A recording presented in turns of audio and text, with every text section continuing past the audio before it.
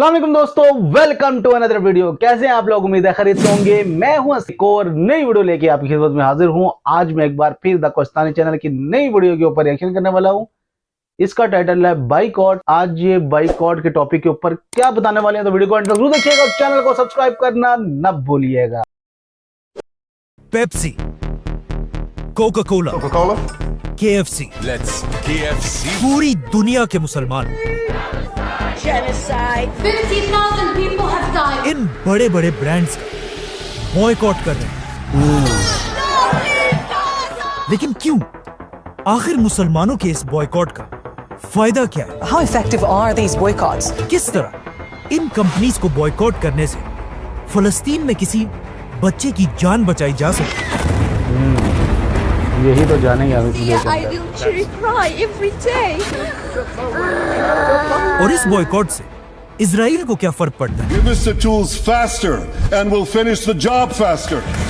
असल में मुसलमानों की इस बॉयकॉट की स्टोरी यहाँ से नहीं, बल्कि आज से बहुत साल पहले दुनिया के एक बहुत बड़े लीडर नेल्सन मंडेला के साथ शुरू होती है, जिसने अपने मुल्क साउथ अफ्रीका को गोरों की गुलामी से निकालकर रेसिज्म के खिलाफ दुनिया की सबसे बड़ी कैंपेन perpetrators of racism. और उसे एक ऐसा स्टेट बनाया जहां व्हाइट, ब्लैक सबके लिए एक ही कानून हो, The human rights of all our citizens. जिसके बाद नेल्सन मंडेला पूरी दुनिया में फेमस हुए। और अमेरिका का यह ख्याल था कि वो नेल्सन मंडेला को भी बिल्कुल बाकी लीडर्स की तरह अपना एक पपेट लीडर बनाएगा। लेकिन नेल्सन मंडेला कोई आम लीडर नहीं था। बिल्कुल। वो इससे पहले 27 साल जेल में रह बहुत ही स्ट्रगल से यहाँ तक पहुंचा था, और उसे कंट्रोल करना कोई आसान काम नहीं था। बिल्कुल, क्योंकि इतना जब आसान नेल्सन थोड़ी था। मंडेला अपनी ताकत की पीक पर था, उनसे एक इंटरव्यू लिया गया Ladies and gentlemen, Nelson Mandela. जिसमें उन्होंने क्लियरली कहा कि ये जरूरी नहीं है कि जो अमेरिका का दुश्मन हो Their वो enemies हमारा भी दुश्मन हो। should be our enemies. और साथ ही अमेरिका के पॉलिसीज के खिलाफ जाकर कहा कि हम चाहते हैं फलस्तीन को उसका हक दिया जाए, Territories should be returned to the Arab people. क्योंकि फलस्तीनियों क्या की बात जंग है यार। बिल्कुल हमारी तरह एक आजादी की जंग है। They are fighting for the right of self-determination. मतलब फलस्तीन के इशू पर Nelson Mandela super power America के खिलाफ अकेले खड़े हुए थे। लेकिन इस इंटरव्यू के साथ वो रुके नहीं, बल्कि इसके कुछ ही साल बाद साउथ अफ्रीका में नेल्सन मंडेला की वजह से दुनिया की एक बहुत बड़ी कॉन्फ्रेंस बुलवाई गई, वर्ल्ड कॉन्फ्रेंस अगेंस्ट रेसिज्म। इस कॉन्फ्रेंस के एजेंडा में बहुत सारी चीजें थी, जिसमें दुनिया का हर मुल्क इनवाइटेड था। इस कॉन्फ्रेंस का मकसद यह था कि दुनिया के हर जुल्म के खिलाफ मिलकर आवाज उठाई जाए, इंक्लूडिंग इजराइल का फलस्तीन पर जुल्म।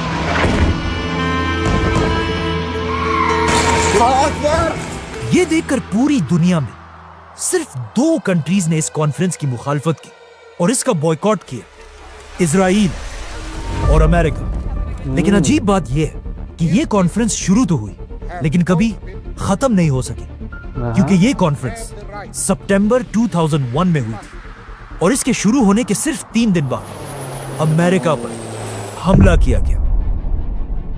नाउ ये कॉन्फ्रेंस तो इजराइल के मसले तक पहुंचने से पहले ही खत्म हो गई, लेकिन इसमें एक शख्स ऐसा था जो नेल्सन मंडेला और उसकी स्ट्रगल से बहुत इंस्पायर हुआ, और उसने सोचा कि क्यों ना दुनिया के सारे मुसलमान भी इजराइल के जुल्म के खिलाफ एक बहुत बड़ी कैंपेन शुरू करें। Omar Human rights Barghouti defenders, Omar Barghouti. और इजराइल का बाइकॉट करना चाहिए। बाइकॉट, असल में ये लफ्ज बाइकॉट नहीं बल्कि बॉयकॉट है, जो आज से 150 साल पहले इंग्लैंड के एक जालिम बिजनेसमैन चार्ल्स बॉयकॉट का नाम था, जो वहां अपने वर्कर्स पर बहुत जुल्म किया करता था और उनसे बहुत ज्यादा टैक्स लिया करता था। आखिर एक दिन इन सारे वर्कर्स ने चार्ल्स बॉयकॉट के इस जुल्म से तंग आकर उसके खिलाफ एक बगावत करने की कोशिश की। लेकिन चार्ल्स बॉयकॉट इतना पावरफुल आदमी था कि इन वर्कर्स का उससे लड़ना इम्पॉसिबल था। लेकिन उन्होंने हार नहीं मानी। इन सारे वर्कर्स ने मिलकर बॉयकॉट के खिलाफ एक प्लान बनाया कि आज के बाद चार्ल्स बॉयकॉट के लिए ना हम कोई काम करेंगे, ना इसके कपड़े धोएंगे, ना इसके लिए खाना बनाएंगे, और ना इससे कोई भी चीज खरीदेंगे। इन वर्कर्स का ये प्लान इतना जबरदस्त था कि इसके कुछ ही अरसे बाद बॉयकॉट इनसे जान छुड़ाकर हमेशा के लिए यहाँ से भाग गया। और ये एक इतना जबरदस्त पीसफुल प्रोटेस्ट था कि दुनिया में हर तरफ लोग इसे यूज करने लगे। यहाँ तक कि इस प्रोटेस्ट का नाम ही चार्ल्स बॉयकॉट की वजह से बॉयकॉट पड़ा। बॉयकॉट लफ्ज आहिस्ता आहिस्ता दुनिया में फैल रहा था, लेकिन इस स्ट्रेटेजी का बेस्ट यूज एक बहुत बड़े लीडर महात्मा गांधी ने किया, जिसने इंडिया को ब्रिटिश एम्पायर की गुलामी से निकालने के लिए बहुत सारे काम किए, जिनमें से एक था ब्रिटिश एम्पायर का बॉयकॉट। महात्मा गांधी ने ब्रिटिश एम्पायर के टेक्सटाइल, स्कूल्स, टैक्सेस और इवन अदालतों को भी बॉयकॉट करने का हुक्म दिया। गांधी की इसी स्ट्रेटेजी को देखकर दुनिया के और भी बहुत सारे लोग इस स्ट्रेटेजी को यूज करने लगे। मतलब जब इंडिया में ये सब कुछ हो रहा था, अचानक वहां यूरोप में दुनिया की सबसे बड़ी जंग शुरू हुई, वर्ल्ड वॉर 2, जिसमें जर्मनी के लीडर एडोल्फ हिटलर ने यूरोप के यहूदियों को मारना शुरू किया। और यहूदियों के पास बिल्कुल भी इतनी ताकत नहीं थी कि वो हिटलर जैसे खतरनाक इंसान के साथ गन्स और टैंकों से मुकाबला करें। तो उस वक्त के यहूदियों ने मजबूरन इंडिया के महात्मा गांधी से सीखा और पूरी दुनिया में यहूदियों को जर्मनी का बॉयकॉट करने को कहा, जिसके बाद पूरी दुनिया के यहूदियों ने मिलकर जर्मनी से हर चीज खरीदना बंद कर दिया। यहूदी प्रोफेसर जर्मन यूनिवर्सिटी से रिजाइन करने लगे। इवन जर्मनी के यहूदी अपनी जर्मन सिटीजनशिप भी छोड़ने लगे। इन्हीं यहूदियों में उस वक्त के एक बहुत बड़े साइंटिस्ट एल्बर्ट आइंस्टाइन भी थे, जिन्होंने इसी बॉयकॉट की वजह से अपनी जर्मन सिटीजनशिप और यूनिवर्सिटी छोड़ दी। नाउ इन्हीं लोगों से इंस्पायर होकर उमर बरगोती ने आज से एग्जैक्ट 20 साल पहले 2005 में इजराइल को बॉयकॉट करने की एक ग्लोबल कैंपेन शुरू की, BDS, और पूरी दुनिया के लोगों से अपील की कि वो इजराइल के इस जुल्म के खिलाफ उनके सारे प्रोडक्ट्स का बॉयकॉट कर दें। To boycott their company, to force their company to abandon illegal projects in Israel. लेकिन ये बॉयकॉट सिर्फ इजराइल के कंपनीज के खिलाफ था। अमेरिकन कंपनीज जैसे कोका कोला, पेप्सी, KFC इनके खिलाफ नहीं था। BDS के बनने के बाद अगर सच में देखा जाए, इसका दुनिया पर इतना बड़ा कोई असर था नहीं। और आहिस्ता आहिस्ता वक्त गुजरने के साथ साथ लोग इसे बिल्कुल भूल चुके थे। लेकिन अचानक आज से 2 साल पहले एक बार फिर इजराइल और फलस्तीन की जंग शुरू हुई। इजराइल की फौज गजा में एंटर हुई और हजारों मासूम फलस्तीनियों को शहीद करने लगी। इस जंग में इजराइल अकेला नहीं, बल्कि उसके पास सुपर पावर अमेरिका की फुल सपोर्ट थी, 2,000 US troops are now on a hike. जिसने इजराइल को वेपन्स के साथ साथ बिलियंस ऑफ डॉलर्स दिए। और इस बात का तो ऑफ कोर्स सबको पता था कि एग्जैक्टली ऐसा ही होना है, क्योंकि Because everybody knows the United States is a friend of Israel. लेकिन इजराइल के हमले के सिर्फ 6 दिन बाद एक बहुत ही अजीब बात सामने आई। अचानक एक दिन इंस्टाग्राम पर अमेरिका की एक कंपनी मैकडॉनल्ड्स ने इजराइल में ये ऐलान किया कि इजराइल के फौज के हजारों सोल्जर्स को हम फ्री में खाना देंगे और हर फौजी को इजराइल के मैकडॉनल्ड्स में बड़े बड़े डिस्काउंट्स मिलेंगे। इसी तरह अमेरिका की कुछ बाकी बड़ी बड़ी कंपनीज ने भी इजराइल को सपोर्ट करने का ऐलान किया, जैसे कि बर्गर किंग्स, स्टारबक्स। अब जब दुनिया के मुसलमानों और सोशल एक्टिविस्ट ने यह देखा कि इजराइल की फौज मैकडॉनल्ड्स के फ्री बर्गर खाकर मासूम फलस्तीनी बच्चों की जान लेती है और ऐसा करने के लिए उसे पूरी दुनिया का सपोर्ट हासिल है। I love Israel. I love Israel. और इवन मुसलमान लीडर्स भी इजराइल के इस जुल्म को रोकने के लिए कुछ नहीं कर रहे। तो अब जब और कोई रास्ता नहीं था, तो लोगों ने खुद इजराइल पर प्रेशर डालने के लिए वही बॉयकॉट BDS की कैंपेन दोबारा शुरू की। In campaigns such as BDS. इस बॉयकॉट में सिर्फ मुसलमान नहीं, बल्कि क्रिश्चियंस, एथियस्ट और इवन बहुत सारे यहूदी भी शामिल हैं। Jewish support for BDS. और इजराइल के खिलाफ ये बॉयकॉट आज दुनिया की तारीख की सबसे बड़ी बॉयकॉट कैंपेन बन चुकी है। लेकिन ये कैंपेन थोड़ी कंट्रोवर्शियल भी है, क्योंकि आज दुनिया के मुसलमान 2 बड़े ग्रुप्स में बढ़ चुके हैं। एक ग्रुप वो जो कहता है इजराइल के खिलाफ इस बॉयकॉट का कोई फायदा नहीं है, और दूसरा वो ग्रुप जो कहता है हमें हर हाल में इजराइल के खिलाफ बॉयकॉट करना चाहिए। जो लोग इस बॉयकॉट के खिलाफ है वो कहते हैं इस बॉयकॉट का अब तक क्या फायदा हुआ है।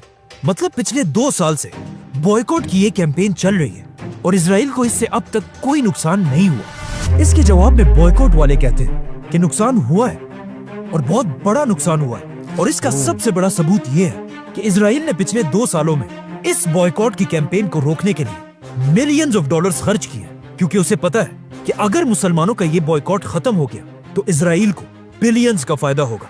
क्योंकि इस जंग के शुरू होने के बाद अब तक दुनिया की बड़ी बड़ी कंपनीज इजराइल को छोड़कर जा चुकी है, जिसमें सबसे बड़ी कंपनी का नाम है इंटेल। इंटेल ने इजराइल के साथ $25 बिलियन की डील इस जंग की वजह से खत्म कर दी है। और ये डील इजराइल की तारीख की सबसे बड़ी डील थी। सिर्फ यही नहीं बल्कि इजराइल पर इतना प्रेशर है कि अब तक इजराइल में 46,000 कंपनीज बंद हो चुकी है। इस जंग से इजराइल के अगर पूरे नुकसान को देखा जाए तो वो कुछ $300 बिलियन बनते हैं। और इजराइल अब तक इस जंग में 66,000 फलस्तीनियों को मार चुका है। मतलब फलस्तीन के हर एक शख्स के शहीद होने से इजराइल को $5 मिलियन का नुकसान हुआ है। वेट अगर इजराइल फलस्तीन पर इतना ही जुल्म कर रहा है तो लोगों को चाहिए इजराइल का बॉयकॉट करें, अमेरिकन कंपनीज का नहीं। पेप्सी, कोका कोला, KFC ये सारी तो अमेरिकन कंपनीज हैं। इनका इजराइल के साथ क्या ताल्लुक है? ताल्लुक है अमेरिका के इन कंपनीज की इन्वेस्टमेंट के बगैर इजराइल की दुनिया में कोई औकात नहीं है। मतलब हर साल अमेरिका के इन कंपनीज की तरफ से इजराइल में बिलियंस ऑफ डॉलर्स इन्वेस्ट होते हैं, जिसकी वजह से इजराइल की पूरी गवर्नमेंट, फौज और इकोनॉमी चलती है। लेकिन अब मसला ये है कि अमेरिका की ये कंपनीज सिर्फ इजराइल में नहीं बल्कि इजराइल से बाहर 57 इस्लामिक कंट्रीज में भी फैली हुई है। और दुनिया के 200 करोड़ मुसलमान हर दिन इन कंपनीज के प्रोडक्ट्स को यूज करते हैं। अब अगर पूरी दुनिया के मुसलमानों ने मिलकर अमेरिका के इन कंपनीज को वार्निंग दी कि या तो तुम्हारा बिजनेस दुनिया के 200 करोड़ मुसलमानों के साथ होगा और या सिर्फ 1 करोड़ की आबादी वाले इजराइल के साथ, तो जब ये कंपनीज एक तरफ 200 करोड़ और दूसरी तरफ सिर्फ 1 करोड़ लोगों को देखेंगे तो इनके पास कोई ऑप्शन नहीं बचेगा और वो अपनी सारी इन्वेस्टमेंट इजराइल से निकाल देंगे, जो शुरू हो चुका है। Several global companies have pulled out their operations from Israel. Starbucks has fired its CEO. McDonald's global sales are declining. Burger King is changing its name. KFC is closing branches. ये सब तो ठीक है, लेकिन अमेरिका की इन companies ने Pepsi, Coca Cola, KFC, McDonald's हमारे मुल्कों में लाखों लोगों को जॉब्स दी हैं। और अगर इन कंपनीज का बॉयकॉट किया गया तो इन लाखों गरीब लोगों की जॉब्स खत्म हो जाएंगी। मतलब इस बॉयकॉट से सबसे बड़ा नुकसान हमारे लोगों का ही होगा। ये बात तो ठीक है, इसमें कोई शक नहीं है, लेकिन इसे समझने के लिए हमें पीछे जाना होगा। वर्ल्ड वॉर 2 में एक वक्त ऐसा आया था कि जब जापान की एम्पायर ने चाइना पर हमला कर दिया था और चाइना के लोगों पर बहुत जुल्म करके बहुत सारा इलाका फतह कर लिया था। ये एक ऐसा टाइम था कि जब चाइना एक बहुत ही कमजोर और गरीब मुल्क था। मतलब चाइना के अंदर दुनिया को बेचने के लिए कोई भी चीज नहीं बनती थी और चाइना अपनी हर चीज बाहर की दुनिया से इंपोर्ट करता था। लेकिन जापान के इस हमले और जुल्म के बाद चाइना की आवाम ने एक फैसला किया कि आज के बाद हम अपनी जरूरत की हर चीज चाइना के अंदर खुद बनाएंगे। चाइना के इसी बॉयकॉट की वजह से आहिस्ता आहिस्ता लोग खुद हर चीज बनाने लगे, जिसे आगे जाकर एक बहुत ही फेमस नाम मिला, मेड इन चाइना, जो आज पूरी दुनिया में फैला हुआ है। तो मतलब ये बात बिल्कुल सही है कि आज अगर अमेरिका की कंपनीज का बॉयकॉट किया गया उससे लाखों लोगों की जॉब्स तो जाएंगी, लेकिन क्या पता बिल्कुल चाइना की तरह हम भी खुद इन कंपनीज को छोड़कर अपनी खुद की कंपनीज बनाने लगे, जो आहिस्ता आहिस्ता इस बॉयकॉट की वजह से हो भी रहा है। मतलब इजराइल के इस बॉयकॉट के बाद पाकिस्तान में कोका कोला के मुकाबले में कोला नेक्स्ट एक बहुत बड़ी कंपनी बन चुकी है। और ये सिर्फ पाकिस्तान में नहीं बल्कि पिछले 2 सालों से मलेशिया में लोग अमेरिका की कंपनी स्टारबक्स को छोड़कर अपनी लोकल कंपनी ZUS कॉफी की तरफ जाने लगे, जिसकी वजह से ZUS कॉफी ने मलेशिया में अब तक सिर्फ 2 सालों में 360 ब्रांचेस खोली है। इसी तरह इजिप्ट में लोग KFC को छोड़कर बजूका फ्राइड चिकन खरीदने लगे, जो अब इजिप्ट से बाहर एक ग्लोबल ब्रांड बनने लगा है। ऊपर तुर्की में KFC की सारी ब्रांचेस 500 ब्रांचेस बिल्कुल बंद हो चुकी है और उसकी जगह लोग एक लोकल ब्रांड CTR चिकन को प्रमोट कर रहे हैं। और इंडोनेशिया में भी KFC की जगह CFC ने ले ली है। मतलब अमेरिका के इन कंपनीज के बॉयकॉट से जो लाखों जॉब्स खत्म हो रही हैं, उधर at the same time in local companies के ताकतवर होने की वजह से हजारों नई जॉब्स क्रिएट भी हो रही हैं, जिसका हमारे मुल्कों को ज्यादा फायदा है। चलो ठीक है, मान लिया कि इस बॉयकॉट का बहुत फायदा है, लेकिन फिर तुम लोग सिर्फ पेप्सी, KFC, मैकडॉनल्ड्स मतलब सिर्फ बर्गर और चिप्स का क्यों बॉयकॉट कर रहे हो? अमेरिका की हर कंपनी का बॉयकॉट करो। आईफोन, माइक्रोसॉफ्ट, फेसबुक और इवन यूट्यूब का, जहां लोग इस वक्त ये वीडियो देख रहे हैं, इसका भी बॉयकॉट करो। ये बात जो लोग करते हैं, इससे क्लियरली पता चलता है कि इन्हें बॉयकॉट्स की हिस्ट्री के बारे में बिल्कुल नहीं पता, क्योंकि दुनिया में कभी भी ऐसा बॉयकॉट नहीं हुआ जिसमें लोग दुश्मन के हर चीज का बॉयकॉट करें।